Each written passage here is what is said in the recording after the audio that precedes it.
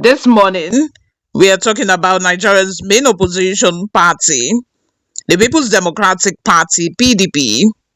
They are standing right on the edge of one of the most dramatic political collisions we've seen in years. Two rival factions, two rival NEC meetings, one national secretariat, and a power struggle that has now spilled from Abuja into Kano, Katsina, Jigawa, all the way to the northwest. In today's political analysis, we are breaking down everything: what led to this clash, the statements from both camps, what is happening across the state, and what this could mean for the PDP ahead of 2027. Before we delve in, hit the like button, subscribe if you're new here, and turn on the post notification bell so you don't miss out on our deep dive political breakdowns. Let's start from the core of this developing storm. Both factions of the PDP, the Wike-aligned faction led by Mohammed Abdulrahman and the Turaki-led faction, now recognized by its supporters as the newly elected national leadership, have announced that they would hold separate Board of Trustee meeting and National Executive Committee NEC meetings on the same day, Tuesday, and at the same building, the iconic PDP National Secretariat, Wadata Plaza, Abuja. Meaning, two political party armies, one battlefield. Now, in case you're not familiar, NEC meetings in political parties are not casual meetings. This is where major decisions, suspensions, ratifications, strategies are all ironed out. So for two competing factions to declare such meetings simultaneously, that's not a coincidence, that's a power grab. Let's break down what the Wike faction is doing. Mohammed Abdulrahman, the now sacked national chairman, and Sam Ayawo, the factional national secretary, issued a formal notice saying their BOT and NEC meetings will take place at the NEC Mall, Wadata Plaza on November 18. But here is where it gets interesting. Their notice emphasized the members must attend without fail because crucial matters will be discussed. What matters, you might want to ask? Think about it. This comes just after the Battle Convention of a Makinde loyal faction expelled Nyesom Wike, Ayo Fayoshe, Sam Ayawo himself, and Dan Obi. So the crucial matters they are referring to likely involves 1. Rejecting the expulsion, 2. Reasserting their legitimacy, 3. Challenging Turaki leadership, 4. Attempting to regain full control of a party structure. But even governors like Fitiri and Fotwang later distanced themselves from those expulsions, a sign that even within the PDP's power blocks, lines are not clearly drawn. This is not just a dispute, it is a full identity crisis for the PDP. Before we go further, if you want more political breakdowns like this, hit the subscribe button. It really helps the channel grow. On the other side of this showdown is Kabiru Tanimu Turaki, the newly elected PDP national chairman, backed by Makinde, backed by his new NWC, and backed by those who insist Abdulrahman's reign is over. To journalists after submitting a petition at the police force headquarters in Garki, Turaki said something that immediately signaled escalation.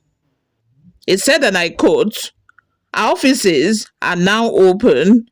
We are going there. We will begin to perform the functions of which we were elected." He then added that the police had been notified and had assured him of protection. But the statement that grabbed the nation's attention was this: we are prepared to defend ourselves and our integrity as Nigerians. We are ready to lay down our lives. Think about it. A political party chairman saying he's ready to lay down his life to reclaim the secretariat.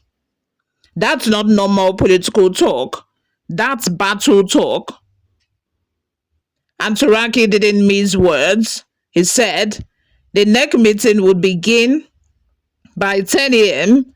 and that he would be leading from the front. Leading from the front, not from the rear. That's the kind of language used when the party is about to confront real physical obstruction, not just debate policy.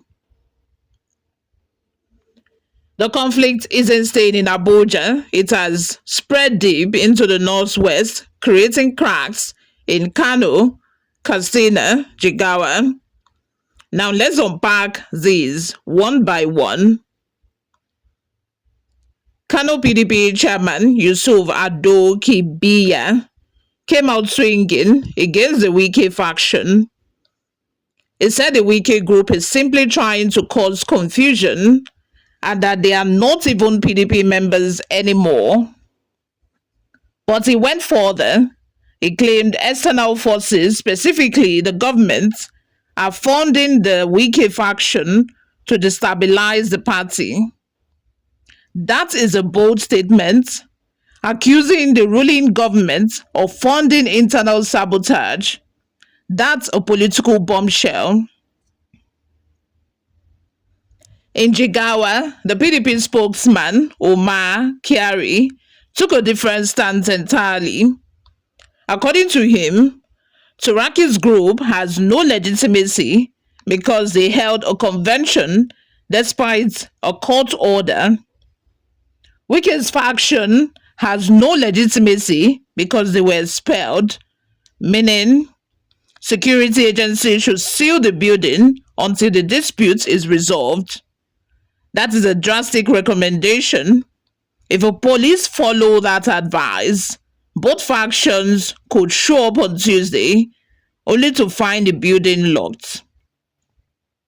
Now let's go to Katsina State, where Ambassador Omar Jubri made it clear that Wike is no longer a PDP member because he accepted an APC federal appointment.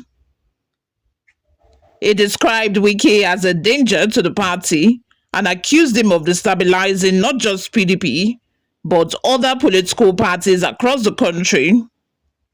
This is important. It shows that Wike's influence reaches far beyond the FCT. Let's analyze what could happen on Tuesday morning when both factions storm Wadata Plaza. There are 4 possible scenarios here.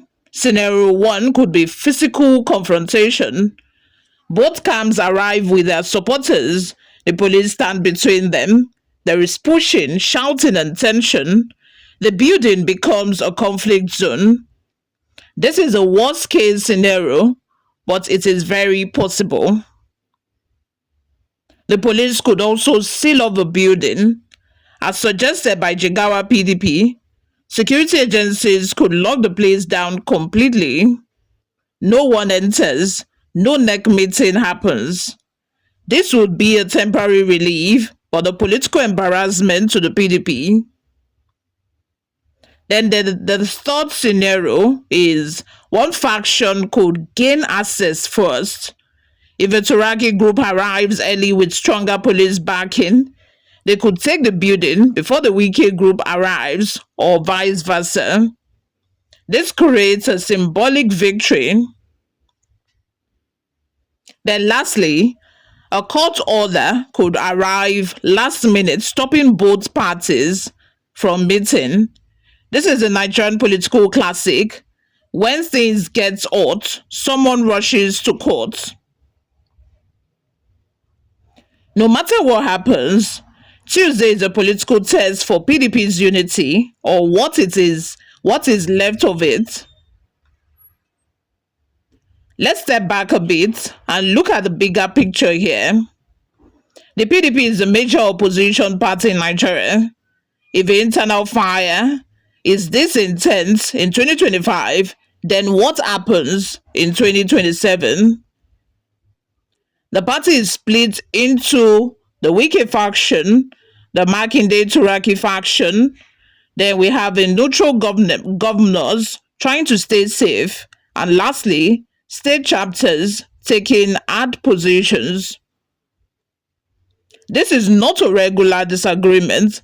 This is a civil war for the soul of the PDP. And this internal fracture gives the ruling APC an easier ride going into the next electoral cycle. Political unity is essential for any party that wants to challenge power. Right now, PDP doesn't have that unity. Tuesday will definitely be the future of the PDP. Will they resolve this crisis? Are we witnessing the slow collapse of a once dominant political machine? We'll be tracking events as they unfold. If you enjoyed this analysis, don't forget to like, share, and subscribe for more deep dive political breakdowns. Your engagement helps this channel grow and helps us bring you the stories others are afraid to touch on. I will see you guys in my next video. My name remains Oluwayomi Timlola.